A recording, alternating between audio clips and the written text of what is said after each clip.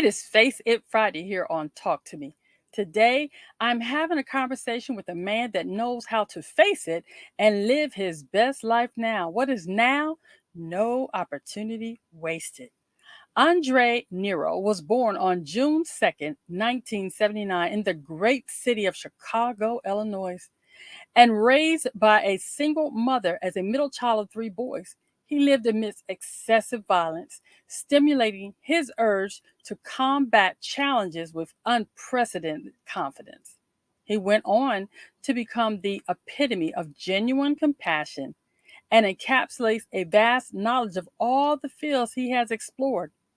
With 35 years of sales leadership, 28 years as a transformational speaker, with over 700 engagements to his credit, a two-time published author, NAACP Image Award recipient for stopping an armed robbery, and now a trend-setting leader in the financial services industry and on track to yield a multi-million dollar agency.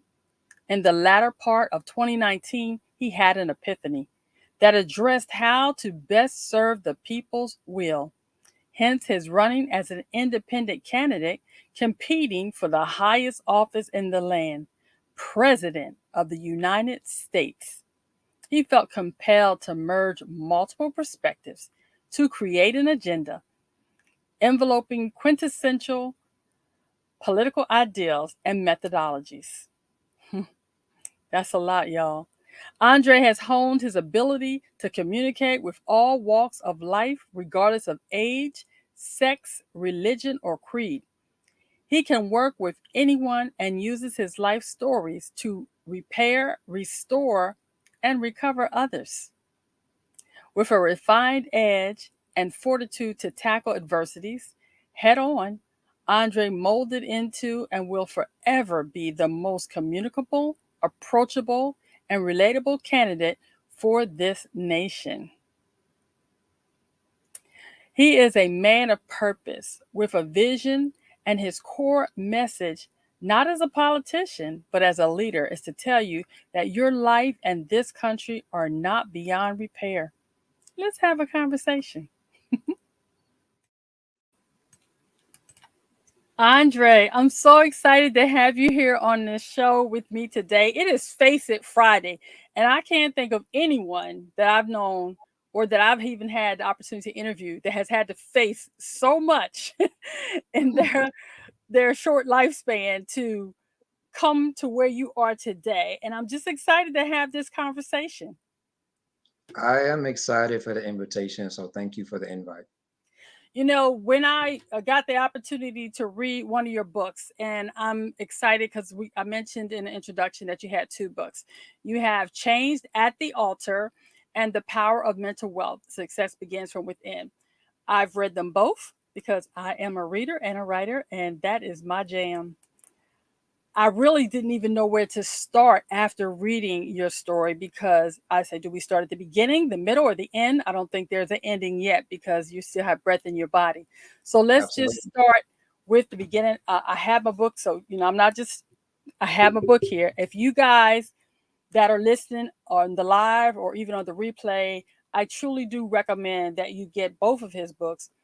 But Changed by the Altar is so transparent. And I will say this before you start, Andre, that oftentimes um, Christians have a problem letting people know about their past.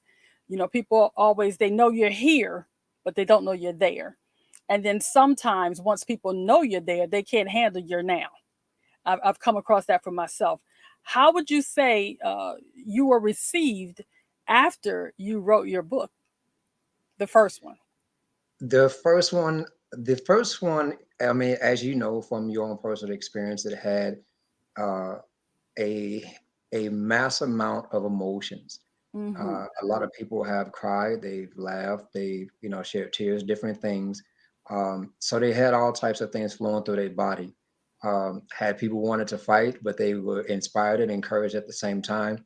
So the reception of the book was a little, I guess you say, crazy in the beginning because nobody actually knew what to expect because those Mm-hmm. that have been around me knew that I have experienced a lot of things that were designed to destroy me.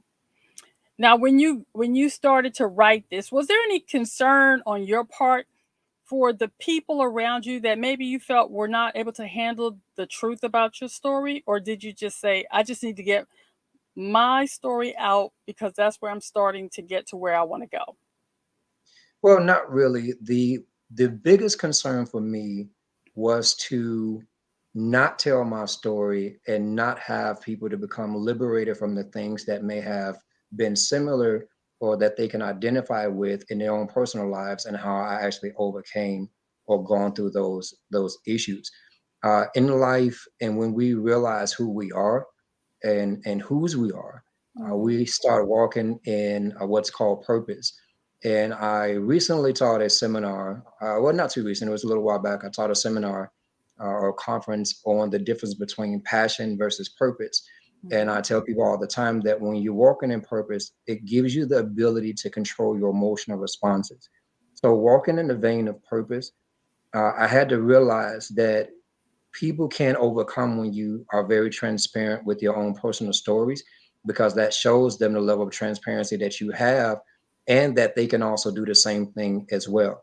Normally when I go speaking, I don't pay attention to the ones that's, I guess, yes man in me or Hmm. standing up in the crowd or screaming to something that I said, but I pay attention to the ones that's not saying much because it's 9 strong times out of week 10, those are the ones that's actually dealing with something that I had spoken about. And I normally get like private messages or something just to say thank you for sharing that, and it helps them. Even if it get them through the day, that's what my purpose is to help them to uh, go one day further than what they probably would have if they had not heard my story. One of the things that I often tell people when I speak, Anthony, excuse me, Andre, I'm thinking Anthony, I'm watching something else here, is that we are often covered with shame and guilt. I call it SMIL. Shame is I am bad, guilt is I did something bad. How did you overcome any shame or guilt, or did you even have any regarding your past? So I must share this. I grew up in church practically all of my life. And those that are honest with themselves would say that they realize over the course of some years that we have been trained to tell our story a certain type of way while withholding the actual hardcore truths. So in reality, church has become a form of politics because it's soothsaying, or you're trained to basically say certain things or whatever that will get the crowd to move or the people to move and I guess testimony and things like that. Hmm. But you still have that major piece that people are yearning for. And when it's all said and done, the embarrassment factor was a major thing in my life. And then when I got to the point when I realized that I'm not the only one going through some things, and maybe I can help someone by sharing my truths, then Hmm. I realized that I can actually take the embarrassment out of my circumstance or situation. It was actually quite liberating. So once I got to the point where I no longer cared about the opinions of others and they didn't have to live my life or to pay my bills or to, be in my body, they don't, as they say, they don't have a heaven or hell to put me in. My job Absolutely. here is to pursue purpose, with everything that's in me and try to leave a legacy that cannot be erased. When I was reading your book, Changed at the Altar, you know, and the part that made me cry, really, I said this was when I realized that the young lady that you were engaged to marry someone on the very day you're supposed to get married. I can imagine that that was a traumatic expense. And if I'm understanding correct by what I read, it was life altering and a part of how you ended up where you are today. Do you want to start there and tell us a little bit about how that change at the altar set you on the course that you're currently on? Absolutely. So everybody in life have a crossroad experience, and that was my crossroad experience. We were together 6 years, and if you seen one, you seen the other. It was thing one, thing two, freaking frack. Hmm. So with that situation, seeing someone every single day for 6 straight years, and of course my childhood sweetheart, She was the only woman that that I've known. Of course, I was from 13 to 19. But that being said, getting to the altar and, everybody's coming and gifts is there and the preacher is there, ready to marry, us. And both our families is there, or at least most of it, as far as her family was concerned. Um, and everybody is dumbfounded, trying to figure out what was going on because, uh, based on everything that we've done, it was a unquote match made in heaven. But at the end of the day, it was life altering because she did not show up. Uh, so that was discouraging and quite frankly heartbreaking. But the part that really made it worse, or adding insult to injury, is finding out that she married another guy by noon the same day that I was preparing to marry her that night. So it changed every single thing, every course of action, everything that I ever loved and believed, and everything that I wanted to do.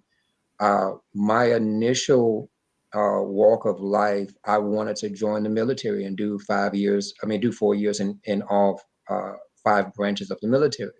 I never had that opportunity to do that because to satisfy her, to make her happy, I decided to ward against, going to the military. And because that's what she wanted, me to do, at the time, as a byproduct of everything that happened, in between time, uh, my life shifted dramatically. uh, I no longer could identify with who I was. I was having, I guess you say, an identity crisis because I didn't know who I was anymore. Because at that particular point in life, I had no idea what the level of blow that happened to me. I guess you say physically, emotionally, spiritually, financially. All of the leads that's involved in it. Mm-hmm. It was literally, as it said, it was a change. It's changed at the altar, and everything I knew about life was questionable. And it took me a while to, I guess you say, get my bearings and get a good grip on life and to rediscover who I was. But sometimes we take things that are uh, seemingly curses Mm-hmm. are really more so blessings to put you on the path of your purpose. So now that I realize everything for what it is, that allows me to be more transparent and realize that life happens. But the trick to it all is realizing, as my tagline would say, that no matter where you are in your life is not beyond repair. And because a long time, I felt like it was over. I mean, I felt like life as I know it was completely demolished. I didn't have a direction to turn. I couldn't go left or right. I had no idea what I was going to do. And you see that I've been through, a lot of different travesties or whatever in life, and could not figure, out. And every time I turn around, it seems like I get up here, then I get knocked down again. I come up again, I get knocked down again. So, life happens, right? But we have to have the ability to suck it up and drive on. What would you say, based on that particular day, did you get to a point after so many ups and downs, uh, you know, going to prison, having the multiple jobs, having multiple companies, developing them, having them fail, and then to get to where you are today? What would you say was your absolute face it moment? Um, my face it moment would have to be when I realized what was happening with this country. I have been asked to be in multiple leadership roles concerning politics for quite some time in whatever city or state that I lived in. Uh, but I always rejected it because I never wanted to be in politics in any facet or any office concerning politics because from what I understand as a child until even to now, politics is a very mm, not so nice game. Mm-hmm. And that's not how I wanted to live my life. But as I realized that you didn't have enough good people filling the seats, whether it's local, state, and or federal, then I realized it was no longer time for me to sit on my hands. I couldn't continue to do that, especially knowing all of that I have in me, my abilities, my giftings. My leadership style, it has the ability to be transforming. And my thought process is if I can do that for hundreds, I can do it for millions. Absolutely. We're going to take a break right here and take note for our sponsor. Today's show is sponsored by Take Action University, where they only graduate implementers. If you are ready to take action and live your best life now with no opportunities wasted, you want to check out Take Action University. DM me for additional information. Andre, as a major action taker, I see that in 2019 there was that shift for you to start thinking about the presidential race. And what specifically made you say, with your background, that regardless of that, I'm going to do this, and that you even were ready to face the scrutiny that would come from placing yourself in such a public arena? Um, my thought process is, what's the worst that can happen? If we've already been through the worst and it can potentially get worse than what it is, and we have an ability to change the narrative, then what's the harm? I do understand that, it's going to be a dig into personal life, things like that.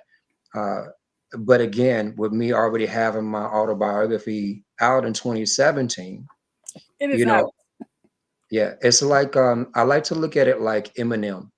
Eminem is a amazing artist because he's so transparent about his life, and he dominates the field because he's honest with what's going on in his personal life. So, with that being said, as long as it's out and there's nothing hidden, there's really nothing you can do to me. That makes sense to me. Well, what I want to switch to right now is you use the terms repair, restore, and recover. Every time I see these three words and I see it connected to Nero for America, I get excited. Tell me what repair, restore, and recover means to you. Repair, restore, recover is literally the epitome of my life. And based on everything that we've just, shared with, the general public, I have been through a lot of life travesties, and still my heart bleeds red. Um, so at the end of the day, repair, restore, recover is an opportunity to reawaken this country and allow a level of unification to be able to work with anybody. Now, there are a lot of people that, will want to kick against the grain, but that's okay. That's life. It happens.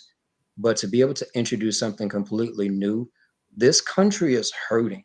Like the soul of America is in peril. And we as leaders, we as politicians, or whatever capacity that we're in, we all have an obligation to do the best that we can and take a deep soul dive and try to extract as much as we possibly can that will be able to be uh, applied to the healing of this country. And if you have the right leaders in the right places, the healing process can happen a lot faster. This country will heal under my administration, as well as eliminate some things that is causing a level of divisiveness amongst other leaders, in our great country. So we have in us to do what we need to do, but you have a lot of people that covets their position so much as to where the only thing that they see is that seat and the power that comes with it, and forget about the people that put them into those elected positions. So if we have people to do what is necessary or conducive to the success of the healing and unification of this land, then we need to do that. And especially now in today's climate, I am the best person for that job.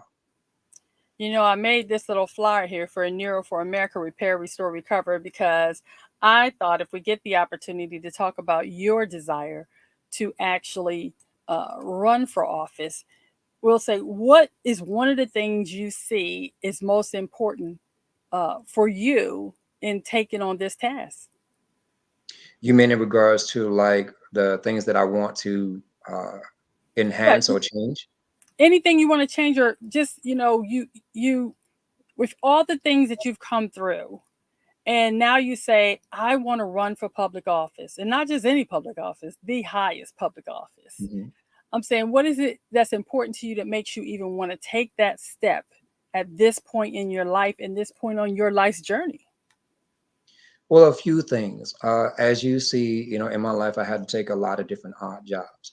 Mm, So I would like for uh, a major change in the structure and the opportunities available for those who didn't have the silver spoons in their mouths. Uh, mm-hmm, because I have a mom who has had a lot of health issues and medication costs have skyrocketed. I want to be able to combat the prices of medication that will make it affordable. Even if, especially for our veterans, the thing that's really, really sad is that you have millions of people that have, whether they, came because they were drafted or because they just surely had a great love for this country, as many of them do, but when it's all said and done and they're relieved of their duty and they not able to reenlist, or they're too old or they get health issues, things like that. The biggest thing that I have seen is that, in my honest purview, is that they're cast to the side and treated like outcasts. I have actually seen a few homeless veterans, and one in which there was an accident that was here in Texas, and he was in a drunken state because he was homeless. And during the accident, he literally snapped into a zone and rushed to the aid of the young man who went flying through a window. And then after having a couple of, questions for him as to why he did what he did, the very first thing that he said, "I'm trained this way. I was one of the mm-hmm, government's finest, army, vets or whatever." mm-hmm. But that bothered me because they didn't have an opportunity to really be as successful on the outside in our homeland versus being anywhere else, being in the military. So those are a few of the things that I want to touch on and actually, affect and change for the totality of mankind. We have a lot of issues that we definitely need to address, and there's just so many. The list can go on and on and on. But again, in the event that I do win the highest office in the land, we can make those changes a lot more drastically because I'm a change maker. That's just how, my life has been.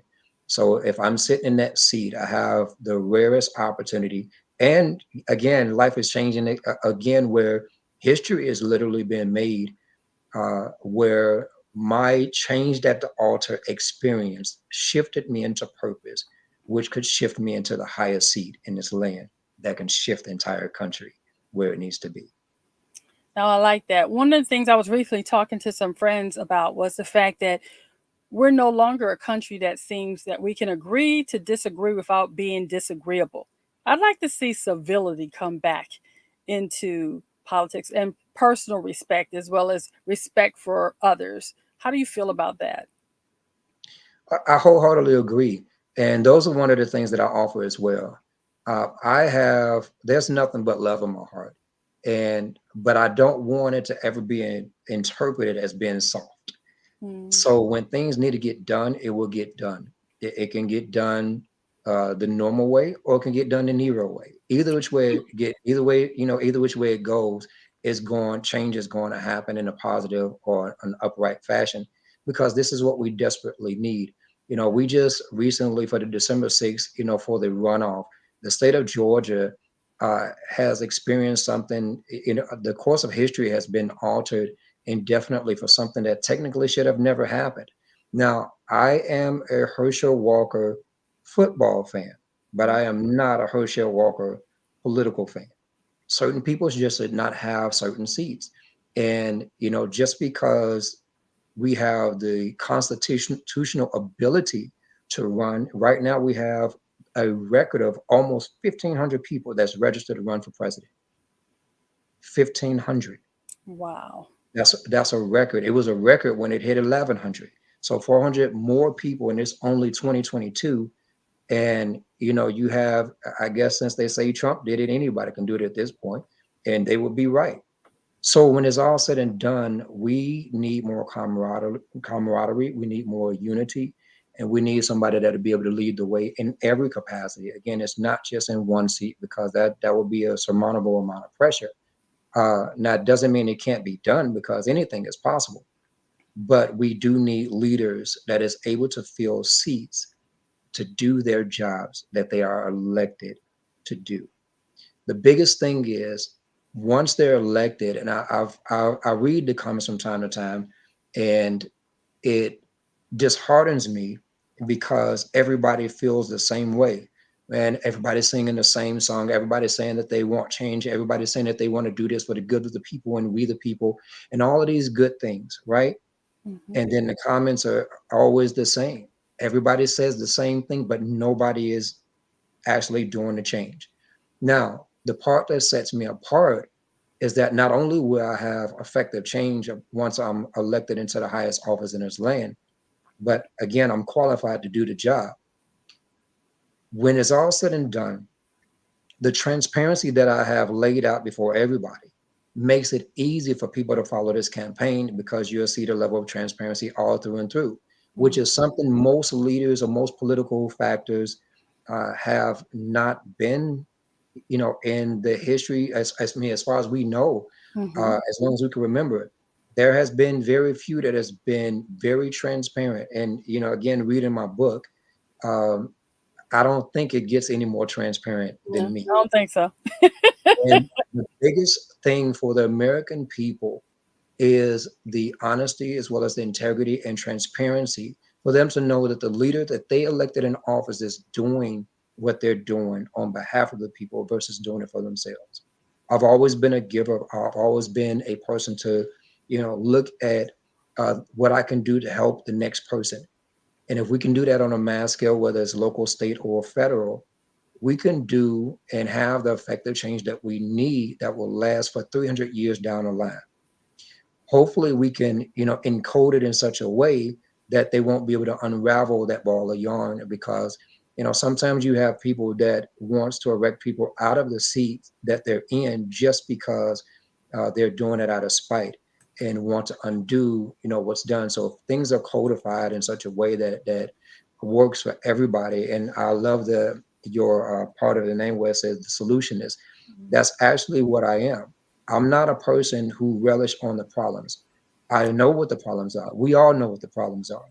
So we focus on what the solutions may be. And if we don't have a solution, we focus on crafting and pulling together the people that has a knowledge in whatever said field to create a solution. So there's no problem that doesn't have one. We just have to find it. And I'm the person to get it done. I like that. Andre, with all that you're doing and you're headed into this election season, how are you able to live your best life now and how is this helping you? It's helping me a lot because it's teaching me things that I never, thought possible. It's expanding me in ways that I never thought I can be expanded. And if I can just say, if people just take their life right where it is and just push beyond that break-in period, because a lot of people deal with things that, they're ready to throw in a towel. They're ready to give up. But again, I'll restate, no matter where you are in your life is not beyond repair. We constantly evolve over and over and over again. It's similar to a baby. We've all been a baby, right? Mm-hmm. So at the end of the day, the only way that we can evolve and grow is that our bones must be broken. If they're not broken, we're stagnant and we never grow. So one being one whose bones have been continuously broken, I'm expandable. I have an opportunity to grow in ways that even is shocking to me. So I encourage people to just shock yourselves and allow yourself the opportunity to fail forward. We're always going to have moments in life where we feel like we can't make it or we can't get through certain things. And then we look, as they say, look back over our life and try to figure out how we made it this far. And with that same, I guess you say, common sense approach, take it and run with it. Because when it's all said and done, we have all of the tools that we need already embedded within us. All we have to do is search within ourselves, activate it, and keep going. How do people get in touch with you? That's easy. So they can go to Nero for America on all platforms: website, Instagram, Facebook, Twitter, and some other things out there, but I'm sure they can get the point. We'll make sure we put that in the description as well as we do it on the rolling screen below. But for those of you listening and have followed the show, you know this is where we start talking the tap in. The tap in is a 5-step strategic plan that I use to tap into anything because it's universal. So if you want to tap into Andre Nero and Nero for America 2024, you know what you do. The first thing is the T. You transform your mindset to know that you have options for a candidate that is ready to repair, restore, and recover. Then you do A, which is announce to the world that you are ready to support a candidate that's ready to support you. Then you get some accountability by joining his campaign team and making sure you get the word out that something new is on the horizon. Then I want you to prepare. Prepare yourself by figuring out the issues, learning what's at stake for us in this upcoming election, and see if Andre is the candidate of your choice. Then I want you to imagine. Imagine an America where someone that has already gone through the fire knows how to get through and can face anything that comes on his way. And finally, I want you to end is nurture. Nurture the fact that Andre Nero is ready to be the candidate of choice and he's ready to support you and yours. Andre, do you have any final words for our audience? I got a final word for you. I absolutely love everything you just said. I wasn't expecting that, but that was amazing. Well, thank you. Well, ladies and gentlemen, it's been another day at Face It here on Talk to Me. And I'm so excited I got the opportunity to talk to Andre. You better pay attention to this one because he's going places. And remember, the choices you make today will be the reality you live tomorrow. So choose wisely. Be blessed, everyone.